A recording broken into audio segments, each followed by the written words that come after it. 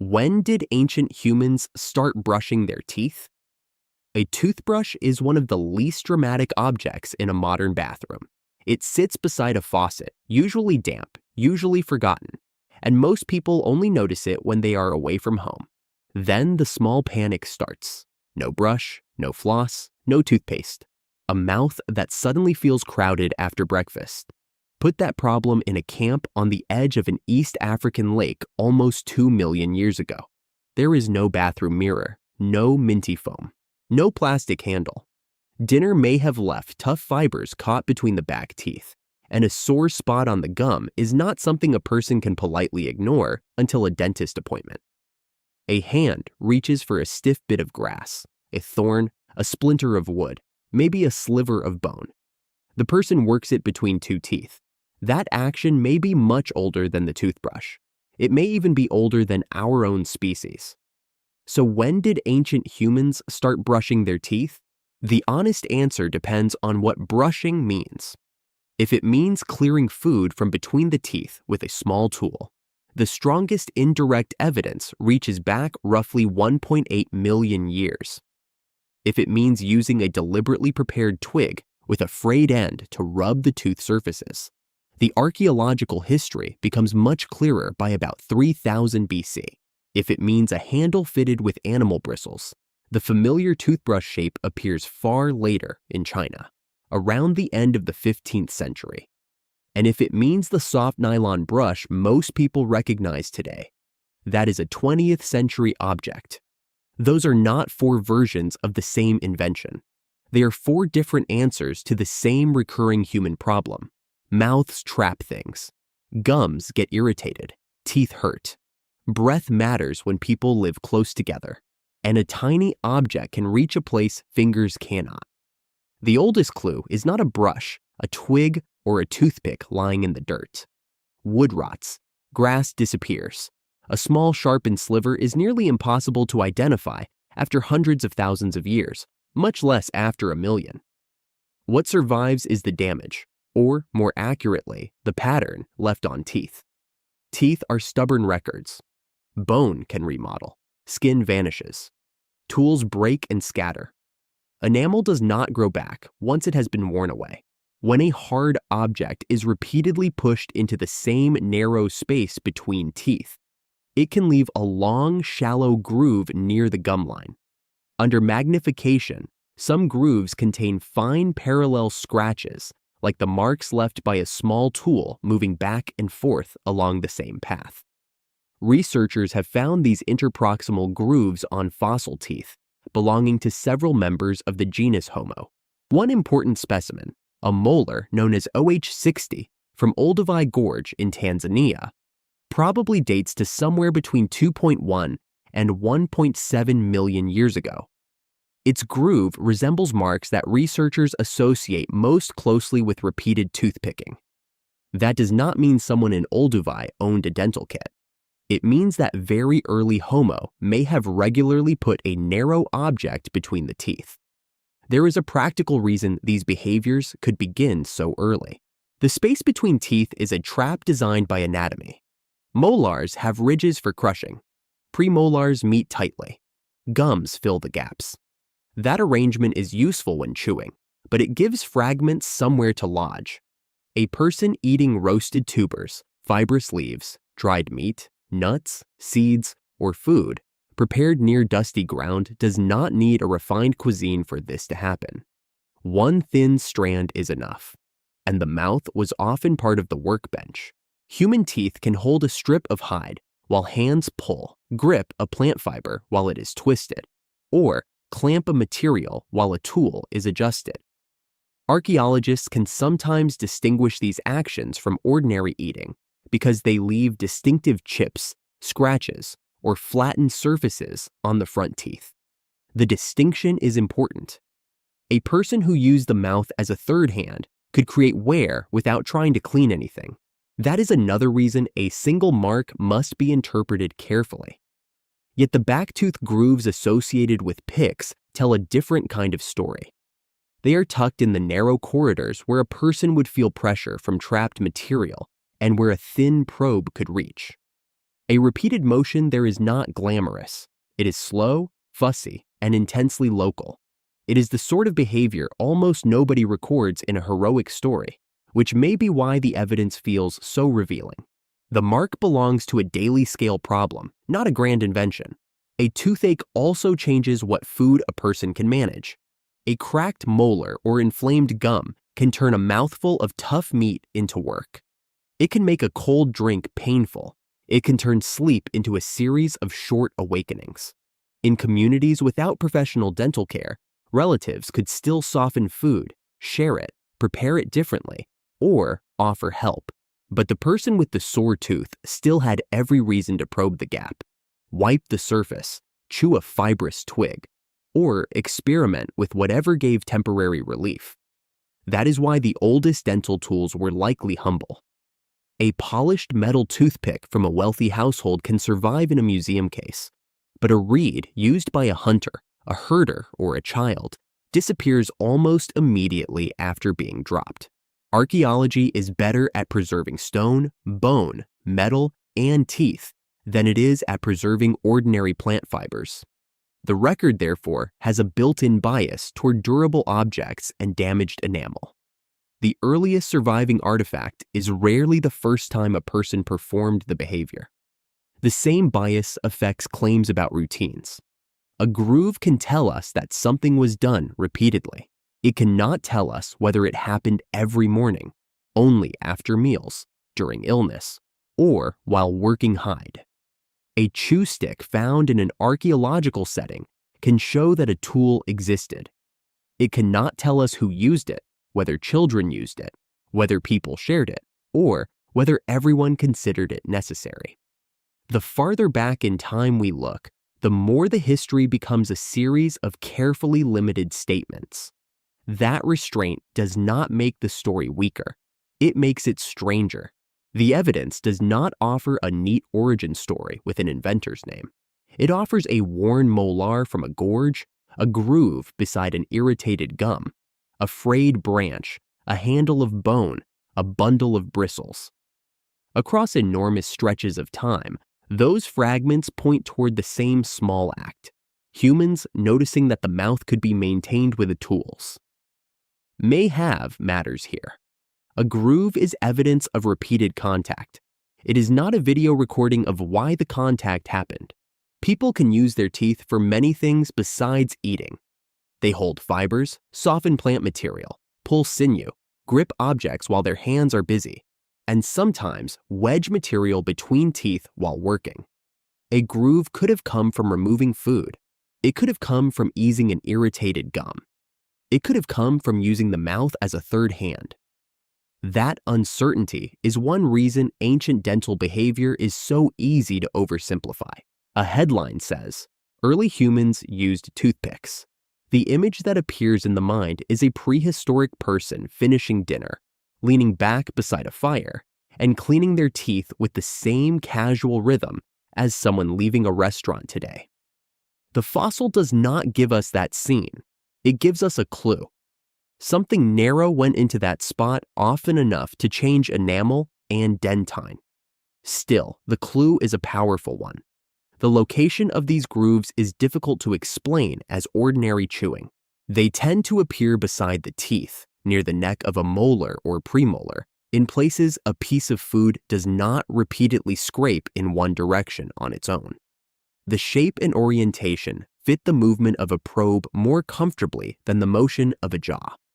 Researchers have also considered other explanations, including the processing of fibers and animal sinews. The most careful conclusion is not that every groove was made by cleaning.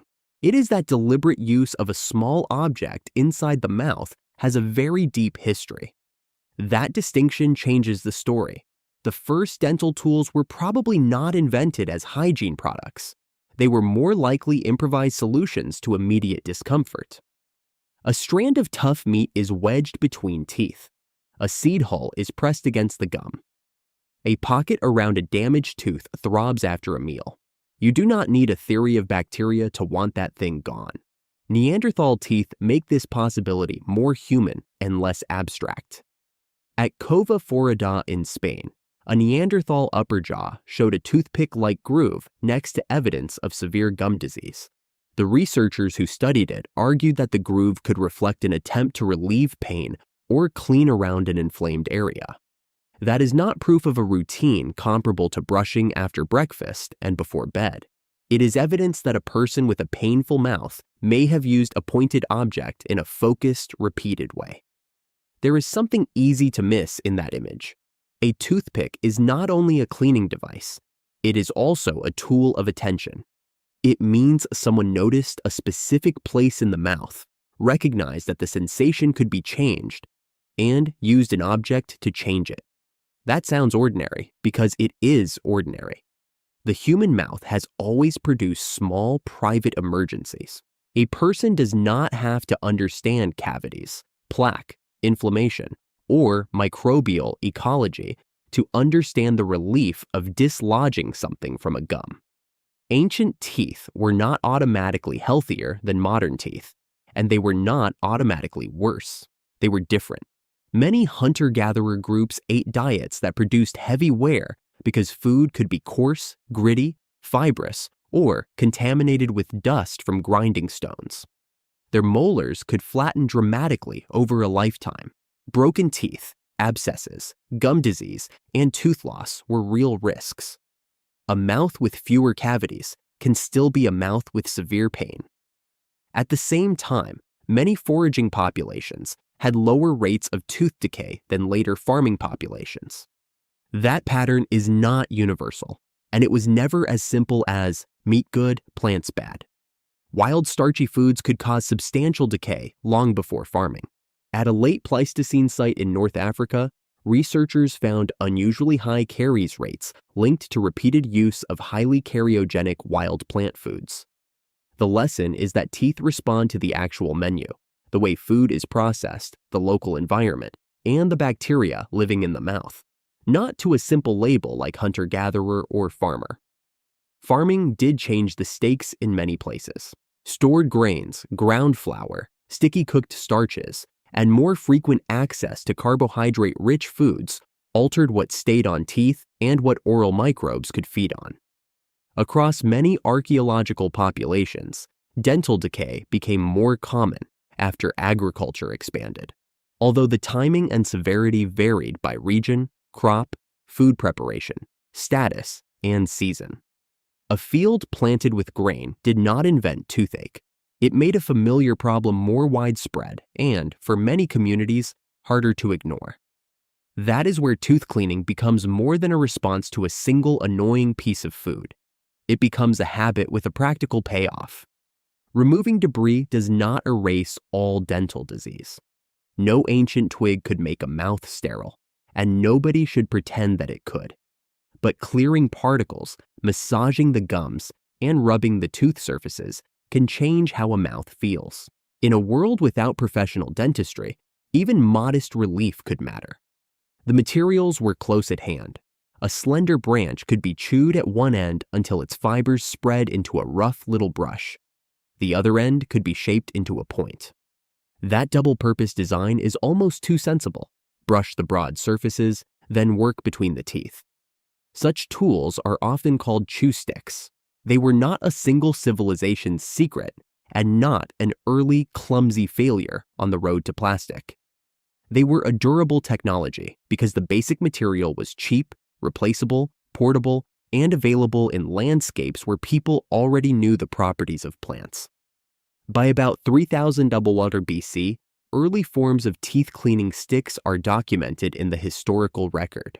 The exact first date is hard to pin down because a twig does not preserve easily and because many early practices were never written down. But the broad picture is solid. People in ancient societies used thin sticks with frayed ends to rub their teeth, long before the bristle toothbrush. The Library of Congress places such early chew sticks at about 3000 BC. Calling them primitive can be misleading. A wooden tool does not become unsophisticated because it is made from a branch. The question is whether it works well enough for the task people give it. A chew stick can be renewed in seconds. It needs no factory, no packaging, no shipping route, and no storage cupboard. It asks only that a person know which plant to choose and how to prepare it. In hot, dry, wet, forested, and desert environments, different communities developed their own versions. Some of those traditions lasted for millennia and continue today. The point is not that a natural stick is automatically superior to modern oral care. It is not. The point is that the behavior itself, taking a fibrous or pointed object to the teeth, was never a strange luxury. It was an ordinary response to the ordinary mechanics of a human mouth. The word brush also hides another problem. Cleaning the teeth can mean rubbing the outer surfaces. It can mean scraping between them. It can mean wiping them with cloth around a finger. It can mean chewing a plant stem until the fibers loosen. It can mean using a powder, salt, ash, or abrasive mixture. Ancient people did not wake up one morning and decide to invent one official procedure called dental hygiene. They used whatever method made sense in their place and time. That is why the history is full of different objects. A narrow pick addresses a trapped fiber. A frayed twig reaches the broad face of a tooth. A cloth can wipe residue. A powder can abrade a surface. A rinse can freshen the mouth. Those methods overlap, but they are not identical. Treating them all as toothbrushes makes the timeline simpler and the people using them harder to see. The rise of the bristle toothbrush gives us a sharper date, but it also narrows the question. According to the Library of Congress, a bristle brush resembling a modern toothbrush was developed in China in 1498, using stiff hog bristles attached to bone or bamboo handles. The Smithsonian notes that earlier Chinese brush examples may date to the Tang dynasty from 618 to 907 CE, which is a reminder that historical firsts depend on surviving objects and definitions. Either way, this is very late compared with the deep prehistory of toothpicking and chew sticks. Why did bristles matter? A brush concentrates many short fibers in one small head. That makes it better suited to sweeping across the visible tooth surfaces than a single pointed stick. It is an engineering change, not a sudden discovery that mouths need care. People had been dealing with food debris, gum irritation, worn teeth, and bad breath for a very long time. The bristle brush changed the tool. It did not create the problem or the impulse to solve it. It also did not immediately become universal. A tool can be clever and still be expensive, inconvenient, harsh, unfamiliar, or unavailable. Animal bristle brushes could be stiff. Imported materials were not cheap. Many people kept using twigs, cloths, picks, powders, and other local methods. The history of hygiene is never just a parade of better inventions replacing worse ones. It is a map of habits shaped by cost, trade, religion, climate, labor, taste, and what people consider clean. The toothbrush in your hand is more recent than it looks. Nylon bristles arrived in 1938. In the United States, widespread adoption of the nylon toothbrush accelerated after World War II, when military hygiene routines influenced civilian practice. That means the brush many people picture as timeless, a plastic handle with soft synthetic bristles, is younger than television, commercial aviation, and much of living memory. This should make us cautious with the phrase, ancient humans started brushing their teeth. There was no moment when all human beings crossed a line together. There was no first Monday morning when a continent began brushing twice a day. Human groups were scattered across radically different environments, ate different foods, used different materials, and left different kinds of archaeological evidence. Some habits became visible because a tool survived. Others are visible only because a tooth was marked. Many will never be visible at all. The safest timeline looks like this. Deliberate manipulation between the teeth may go back around 1.8 million years, based on grooves in early Homo teeth. That is indirect evidence, and researchers debate the exact causes of particular grooves. Prepared tooth cleaning sticks are documented much later, by around 3000 BC. Bristle toothbrushes emerge in historical China many centuries after that. Synthetic bristle brushes are a product of the 20th century. The surprising part is not that a modern toothbrush has a long ancestry. The surprising part is how little of the underlying behavior needed modern knowledge. Long before people could name enamel, plaque, acid, or bacteria, they could feel a hard seed skin under the gum line. They could taste the stale film on their teeth. They could recognize that a small stick changed something. We can even see the limits of ancient oral care in the teeth themselves. Dental calculus, hardened plaque, sometimes survives on archaeological teeth for thousands of years. It can preserve tiny traces of food, environmental particles, and microbial DNA. Researchers use it to reconstruct pieces of ancient diet and oral ecology. But calculus is also a warning against the fantasy of spotless ancient mouths. A tooth can carry evidence of repeated care and still accumulate thick deposits, suffer decay, or lose its supporting bone. Cleaning is a behavior. Perfect oral health is a different thing. That difference matters because modern people often turn the past into a contest. Either ancient people are pictured as filthy cave dwellers who never touched their teeth, or they are presented as naturally healthy beings whose simple lifestyle solved every problem that toothpaste commercials promised to fix. Neither picture survives contact with the evidence. They had no universal standard of cleanliness. They had no access to a dentist when a molar cracked. They did not have fluoride toothpaste, synthetic bristles, dental sealants, or a tube designed to sit beside a sink. But they had hands, plants, bone, wood, fiber, and an urgent understanding of what it meant for something to hurt inside the mouth. Sometimes, that understanding became a point pressed between two teeth. Sometimes, it became a twig chewed into a brush. Sometimes, it may have become a repeated ritual linked to eating, prayer, grooming, or social life. Sometimes it failed, and the evidence is a jaw with decay, worn enamel, infection, or missing teeth. Ancient dental history is not a story of progress from dirt to cleanliness.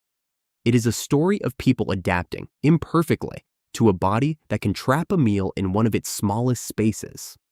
There is another reason this history feels familiar. Teeth are social.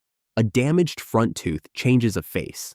A painful molar can make eating slow, sleep difficult, and speech uncomfortable. Breath is noticed at close distance. In small groups where people share shelters, food, tools, and sleeping spaces, the mouth is never entirely private. Caring for it can be about pain, but it can also be about comfort, confidence, appearance, and being close to other people without turning away. We should not pretend to know exactly what a person at Olduvai felt while working a splinter between their molars. Archaeology cannot recover that moment. It can only show the physical trace of a repeated action. Yet the trace narrows the distance between them and us. A modern bathroom has running water, a mirror, a fluorescent light, a tube of paste, and a plastic brush designed by chemists and factories. The essential moment may be the same. Something feels wrong in the mouth, and a hand reaches for a tool small enough to fix it. So ancient humans did not begin brushing their teeth on one date. The earliest likely cleaning behavior may reach back nearly 2 million years, though the evidence is indirect. By around 3000 BC, people were using documented chew sticks with frayed ends. By late 15th century China, bristle brushes were taking a recognizable modern form, and only in 1938 did nylon turn the toothbrush into the familiar object waiting by the sink. The toothbrush is modern. The gesture is not. Before there were bathrooms, before there were cities, before there were written instructions about cleanliness, someone noticed a stubborn piece of food between two teeth and refused to leave it there. That small decision, made with a twig, a thorn, or a sliver of wood, may be one of the oldest personal care habits we have ever left behind in enamel.